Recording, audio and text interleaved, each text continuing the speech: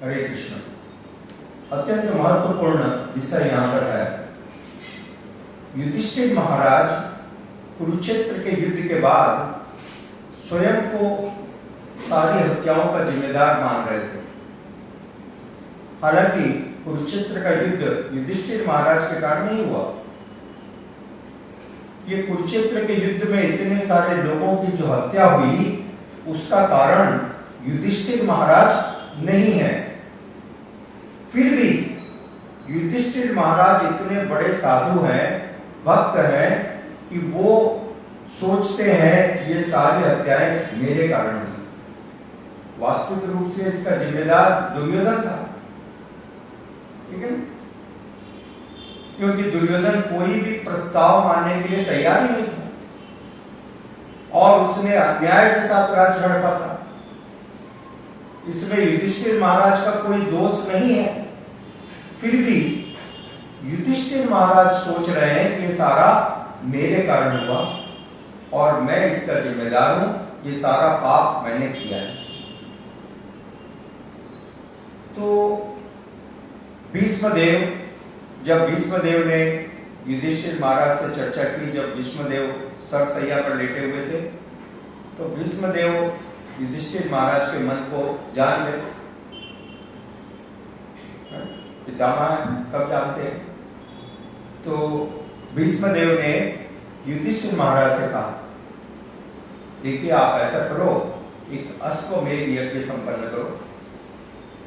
अश्वमेध यज्ञ के प्रभाव से, पुण्य से ये सारा जो आपके मन में है, आपकी भावना जो है समाप्त हो जाएगी। तो युधिष्ठिर महाराज ने मन में विचार किया कि हाँ, मुझे अश्वमेध यज्ञ करना चाहिए और पितामह की आज्ञा है, उनका निर्देश है, अवश्य करना चाहिए, है? तो अब यज्ञ संपन्न करना है। तो युधिष्ठिर महाराज को चिंता होने लगी कि यज्ञ में प्रचुर धनराशि लगेगी, विपुल धनराशि चाहिए यज्ञ करने में। तो राज्य में तो अब कोष नहीं है, खजाना सारा समाप्त हो चुका है युद्ध में, प्रजा के द्वारा जो कर मिलता है वो समाप्त हो गया। तो अब युद्ध कैसे किया जाए? अब अश्वमेध यज्ञ करने के लिए धनराशि की व्यवस्था कैसे होगी? तो इस चिंता में वो थे। तो विशेष बात यह है कि युधिष्ठिर महाराज का स्वभाव है साधु स्वभाव। साधु को उसके ड्रेस से नहीं, साधु को उसके स्वभाव के द्वारा जाना जाता है, आचरण से जाना जाता है। आजकल क्या है, लोग ड्रेस से देखते हैं। साधु को ड्रेस से मत देखिए, मत ड्रेस से मत पहचानिए, नहीं तो धोखा खाएंगे। रावण ने भी जो है ड्रेस बदल कर आया सीता माता का अपहरण करने के लिए, राइट? आजकल देखो अधिकांश लोग साधु के ड्रेस में आते हैं और एक नंबर के लंपट होते हैं, हो रहा है? तो साधु को ड्रेस से नहीं, साधु को स्वभाव से जानना चाहिए। तो युधिष्ठिर महाराज का स्वभाव है साधु स्वभाव। और साधु स्वभाव क्या है? साधु अपने आप को सारी गलतियों का जिम्मेदार मानता है, दूसरों की गलतियों के लिए भी जिम्मेदारी स्वयं लेता है। और आज का युग है, बड़े से बड़े नेता को पूछो, उसने कितनी भी बड़ी गलती की हो, परंतु उसका दोष सारे दूसरे लोगों को देता है, सारी जनता को देता है, राइट? एक भी जगह आपको दिखा कोई नेता यह कहता रहे कि यह मेरी गलती से हुआ, है? भले वो बड़ा से बड़ा युद्ध हो, भीषण युद्ध, अभी यूक्रेन का इतना बड़ा युद्ध चल रहा है, कोई भी जिम्मेदारी लेने के लिए तैयार है? नहीं, कोई जिम्मेदारी लेने के लिए तैयार नहीं है। तो ये अंतर है, इसको कहते हैं साधु स्वभाव। इसलिए आवश्यकता है साधु को उसके ड्रेस से नहीं, उसके पहनने में ओढ़ने, उसके वेशभूषा से पहचानना बंद करें। साधु को उसके स्वभाव से जाने, तब धोखा नहीं खाएंगे। ड्रेस को बदला जा सकता है। मैं अभी इस ड्रेस में हूं, थोड़ी देर बाद अलग प्रकार की ड्रेस में दिखूंगा। मैं बॉम्बे में ट्रैवल कर रहा था, तो टैक्सी वाले ने मेरे को एक ज्ञान दिया। टैक्सी वाले से कुछ बात हो रही थी, अच्छा व्यक्ति था टैक्सी वाला। तो मैंने कहा अरे प्रभु आप नहीं जानते हो। मैंने कहा क्या बात है? मैं टैक्सी चलाता हूं और मेरी टैक्सी में चलाते चलाते ये महालक्ष्मी जैसी दिखने वाली कन्याएं उठती हैं और जब ये टैक्सी से उतरती हैं तो मैडोना में परिवर्तित हो जाती हैं। सारे कपड़े अंदर में तुरंत मेरे देखते देखते बदल लेती है। तो यह है, कोई भी ऊपरी चोला बदल सकता है और आपको धोखा दे सकता है, परंतु स्वभाव नहीं बदल सकता। तो यहां पर युधिष्ठिर महाराज का ये स्वभाव है, भक्त है। युधिष्ठिर महाराज का ये स्वभाव है, वो हमेशा सभी के प्रति दयालु है और सारे दोषों को की जिम्मेदारी स्वयं ले रहे हैं। जो अपराध उन्होंने नहीं किया है, परंतु उसका भी दोष वो स्वयं को ऊपर लेते हैं, स्वयं की जिम्मेदारी समझते हैं। इसलिए युधिष्ठिर महाराज ने इस अश्वमेध यज्ञ करने की योजना की और अब युधिष्ठिर महाराज की चिंता होने लगी कि किस प्रकार से इस अश्वमेध यज्ञ के जो खर्चा है, जो व्यय होगा, वो राशि कैसे आएगी। तो आजकल के जो नेतागण है उनके लिए तो बड़ा सरल है, कितना भी राशि चाहिए टैक्स लगा दो, राइट? प्रजा के ऊपर नाना प्रकार के कर लगा दो, तो बेचारी जनता दुखी होते रहती है, टैक्स के भार से और दबते रहती है। परंतु युधिष्ठिर महाराज ऐसे नहीं, उनको चिंता इसलिए थी कि वो कोई नया कर प्रजा के ऊपर लगाना नहीं चाहते थे, नो न्यू टैक्स। और धनराशि तो चाहिए, ये भी तो करना है। अब तो निश्चित रूप से बहुत ही विडंबना की बात है, बहुत ही बड़ी समस्या है, राइट? बिना टैक्स लगाए हुए धन की प्राप्ति हो, क्योंकि टैक्स कैसे लगाऊं? लोग पहले से इतने दुखी हैं, उनके परिजनों की मृत्यु हो चुकी है और ऐसी परिस्थिति में नया टैक्स लगाओ।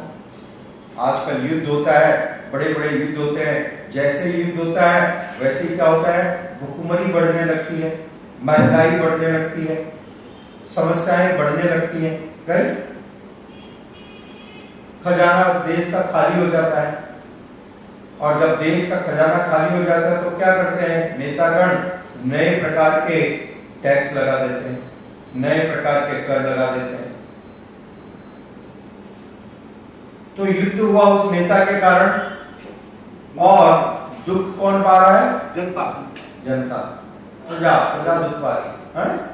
मेरी जनता, उसका कोई लेन देन नहीं है, उसकी कोई इच्छा भी नहीं है कि युद्ध किया जाए, राइट? परंतु यहां पर युधिष्ठिर महाराज के जीवन को देखते हैं तो यह अंतर मालूम होता है।